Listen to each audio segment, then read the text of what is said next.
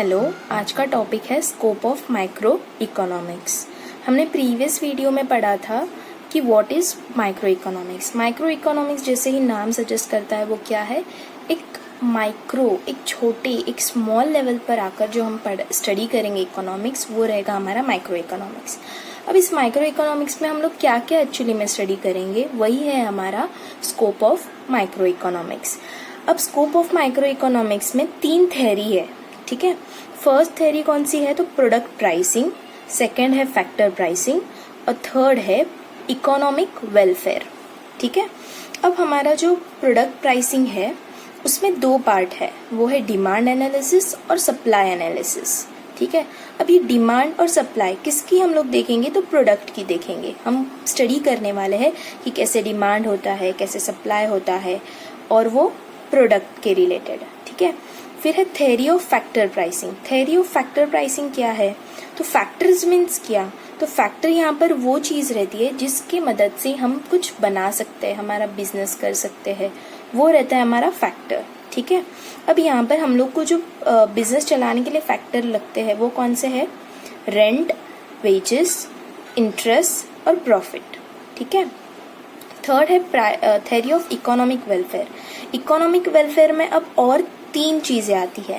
पहला है efficiency of production, efficiency of consumption, overall economic efficiency. अब हम डिटेल में पढ़ते हैं। ओके, अब जो फर्स्ट थ्योरी है हमारी प्रोडक्ट प्राइसिंग, वो क्या हमको स्कोप माइक्रो इकोनॉमिक्स में हम उसमें क्या पढ़ने वाले हैं, तो वो रहेगा डिमांड एंड सप्लाई एनालिसिस। तो हम लोग यहाँ पर पढ़ेंगे इंडिविजुअल कंज्यूमर का बिहेवियर और इंडिविजुअल प्रोड्यूसर का बिहेवियर। एक कंज्यूमर अगर प्राइस बढ़ती है तो कैसे बिहेव करेगा, एक अगर हमारा प्रोड्यूसर है, अगर वो उसकी प्रोडक्ट की प्राइस बढ़ती है या वो बढ़ाना चाहता है प्राइस, तो वो कैसे बिहेव करेगा। ये बिहेवियर जो हम लोग स्टडी करेंगे वही हमारा क्या रहेगा, माइक्रो इकोनॉमिक्स है, ठीक है। फिर है फैक्टर रिवॉर्ड्स।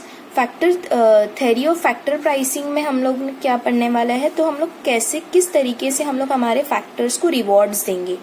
अब फैक्टर तो मेनली क्या होता है हमारा, जैसे कि लैंड, हम लोग को अगर एक फैक्ट्री ओपन करनी है तो हम लोग को एक लैंड की ज़रूरत रहेगी, वहाँ पर हमको फैक्ट्री में लेबर की ज़रूरत रहेगी, हमारे पास कैपिटल होना चाहिए और एक एंटरप्रेन्योर रहना चाहिए। एंटरप्रेन्योर कौन होता है, जो एक पर्टिकुलर प्रोडक्ट इनोवेशंस करता है, पर्टिकुलर प्रोडक्ट मार्केट में लाता है, न्यू इनोवेशंस करके, वो रहता है एंटरप्रेन्योर।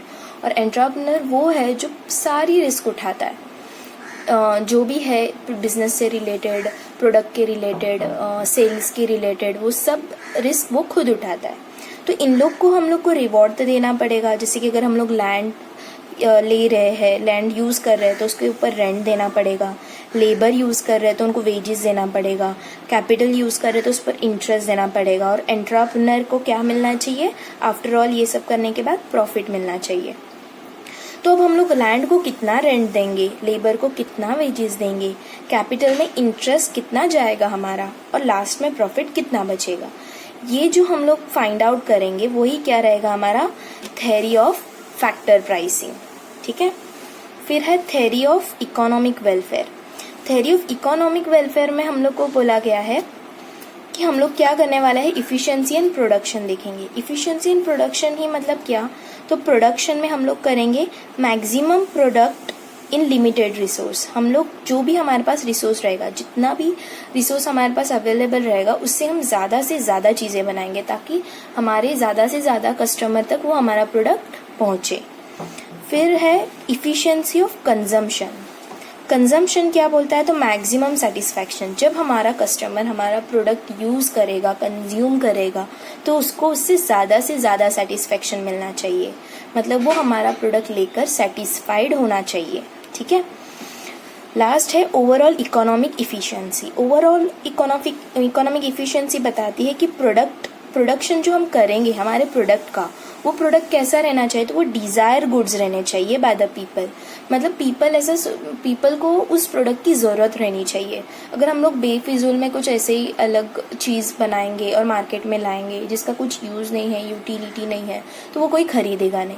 तो हम लोग को कस्टमर की पहले डिजायर फाइंड आउट करनी पड़ेगी कि हाँ ये कस्टमर को इस प्रोडक्ट की जरूरत है, और फिर उसके ऊपर हम लोग काम करेंगे, इनोवेशंस करेंगे, और फिर उसके ऊपर फिर हम लोग वो प्रोडक्ट मार्केट में लेकर आएंगे ताकि वो किसके लिए बेनिफिशियल हो, हमारे